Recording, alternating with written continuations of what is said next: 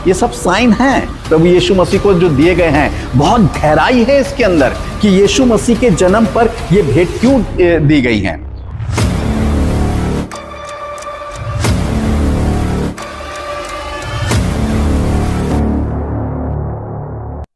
प्रभु यीशु मसीह के मधुर नाम में आप सबको जय मसीह की। प्रभु आप सबको बताए से आशीष दे, आमीन। प्रभु यीशु मसीह के जन्मदिन की आप सबको बहुत बहुत हार्दिक बधाइयां, आपको मुबारकबाद देते हैं। आज हम बात करेंगे 3 जोशियों के बारे में, यानी 3 जोशी जिनको 3 राजा भी कहा गया है, और वो पूरब देश से जो वो आए थे उनके बारे में आज बातचीत करेंगे। जब हम इनके बारे में बातचीत करते हैं तो 3 जोशी यानी भविष्यवाणी जो की गई है यशायाह नबी के द्वारा की गई है, और यशायाह नबी के द्वारा जो भविष्यवाणी इनकी की गई है 739 बीसी से लेकर 681 बीसी के बीच में जो है भविष्यवाणी की गई है।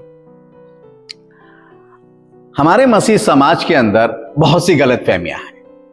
एक और गलती जो है वो मैं आपको बताना चाहता हूं कि अक्सर लोग कहते हैं कि 4 ज्योतिषी जो थे, 4 विद्वान जो थे, 4 राजा जो थे वो पूरब देश से आए थे, और एक जो विद्वान था या एक जो राजा था वो रास्ते में भटक गया था, रास्ते में भटक गया था। अब ये जो 4 राजा जो रास्ते में आ रहे थे और एक रास्ते में भटक गया, इसके बारे में लोग कहते हैं कि वो जो था वो जब यीशु मसीह क्रूस पे टंगा था तब वो आया उससे मिलने। मुझे ये समझ में नहीं आया, बाइबल में ऐसा कुछ लिखा नहीं है।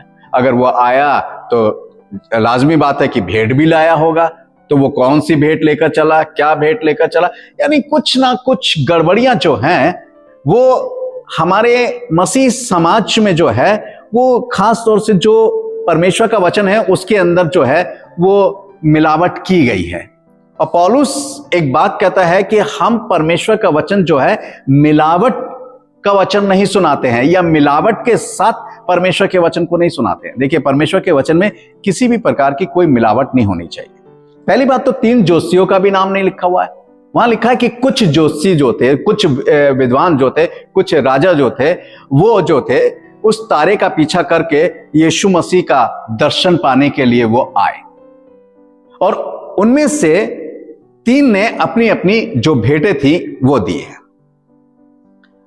सवाल ये उठता है, ये तीनों जो विद्वान थे, ये तीनों जो थे अलग अलग देश से आए हुए थे। अब अलग अलग खासतौर से उन तीनों की बात करते हैं जिन तीनों ने जो भेंट चढ़ाई थी, सोना, लोबान और मुर्र जो था वो चढ़ाया था। ये तीनों अलग अलग पूरब देश के जो थे ये राजा थे, और ये खगोल शास्त्री थे। यानी खगोल शास्त्र का मतलब होता है कि आकाश की जो भी शक्तियां या जो भी चीजें, तारे हो गए, ग्रह हो गए, या उसके बारे में जानकारी को प्राप्त करते थे। और जब इन्होंने आकाश के अंदर वो खोज कर रहे थे तो उन्होंने एक तारे को बड़ा शाइनिंग करते हुए, बड़ा चमकते हुए उन्होंने देखा, और देखा कि वो धीरे धीरे चल रहा है। उनकी जिज्ञासा बढ़ गई, और जब उनकी ये जिज्ञासा बढ़ गई तो वो उस तारे का जो है पूरी तैयारी के साथ पीछा करने लगे। मगर पूरी तैयारी के साथ इसलिए कह रहा हूं कि उन्होंने जब उस तारे पर रिसर्च करी तो उन्होंने ये लगाया, जोशी थे, जानकार थे, कि आखिर इस तारे का अर्थ क्या है। उन्होंने ये पता लगा लिया, उनके दिल दिमाग के अंदर कहिए तो परमेश्वर की ओर से या पवित्र आत्मा की ओर से जो था ये सारी चीज बैठ गई कि कोई महान ईश्वरीय शक्ति जो है वो इस दुनिया में पैदा हुई है और हमें उसका दर्शन करने जाना चाहिए। ये तीनों जो थे अपने अपने देश से निकलते हैं, क्योंकि जब 3 की बात है तो मैं तीनों की बात करूंगा। अब ये तीनों जो है, एक था हिंदुस्तान का। अब आप कहोगे हिंदुस्तान का कैसे?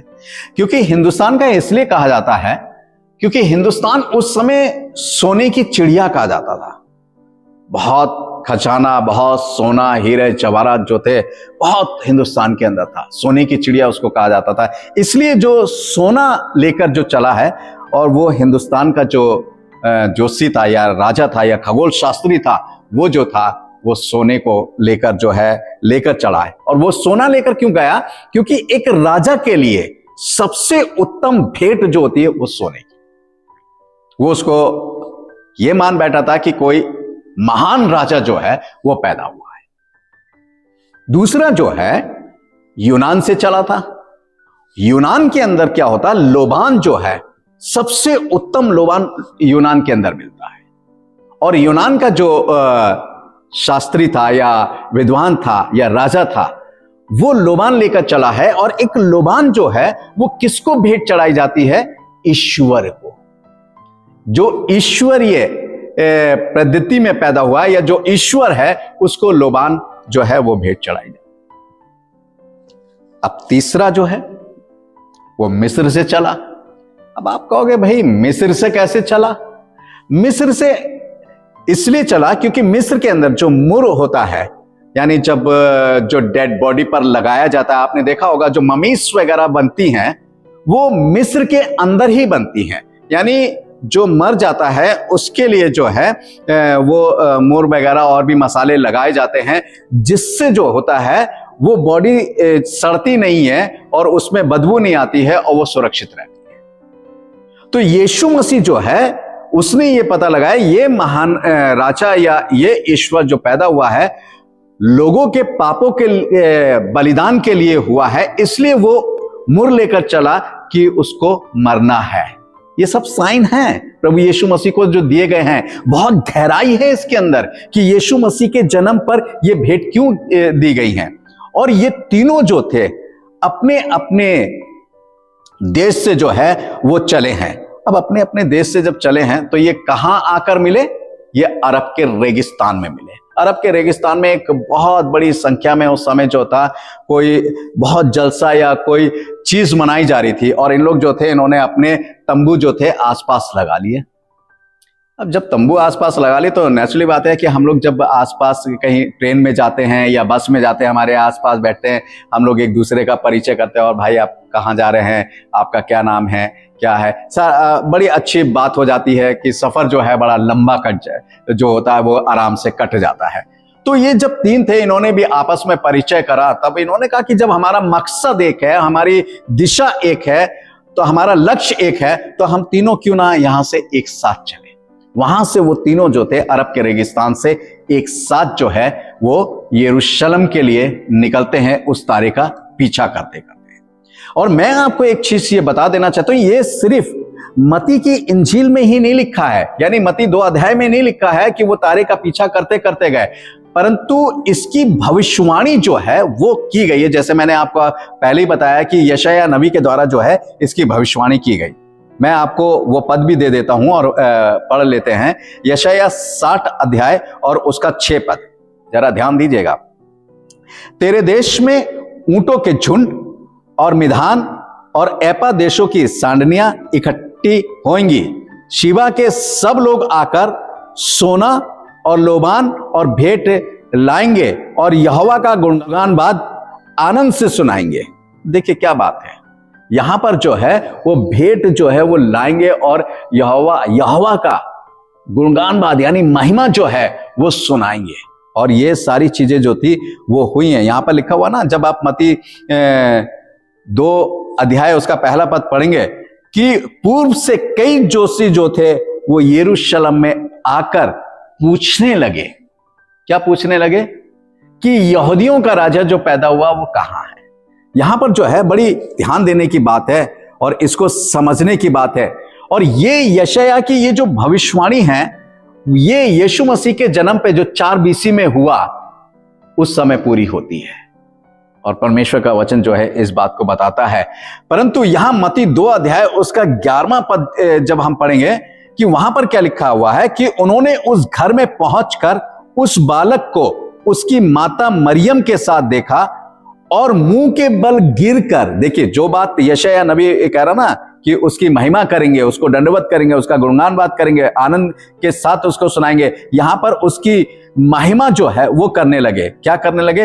वो गिरकर, मुंह के बल गिरकर बालक को प्रणाम किया और अपना थैला खोलकर उसको सोना, लोबान और गांधरक की भेंट चढ़ाई। यहां पर ये चीजें जो हैं वो चढ़ाई इन तीनों राजा ने। मैंने आपको बताया सोना एक राजा के लिए उत्तम गिफ्ट है और भेंट है, और लोबान ईश्वर के लिए उत्तम भेंट है जो ईश्वर को चढ़ाई जाती है। मुर यानी यीशु मसीह के दफन होने की, यानी यीशु मसीह के मरने का जो है वो चिन्ह है। तो ये जो चीजें यीशु मसीह के पैदा होने पर इन 3 ज्योतियों के बारे में है, वो ये चीज है। और बात यहां पर खत्म नहीं होती है, बात अभी और आगे है। जब हम तारे के विषय में पढ़ेंगे तो हम फिर इन ज्योतियों के बारे में पढ़ेंगे कि आखिर वो तारे का मकसद था क्या, वो तारा है क्या, वो तारा है कौन। इसके बारे में जानेंगे। तब तक के लिए प्रभु आप सबको आशीष दे। आमीन।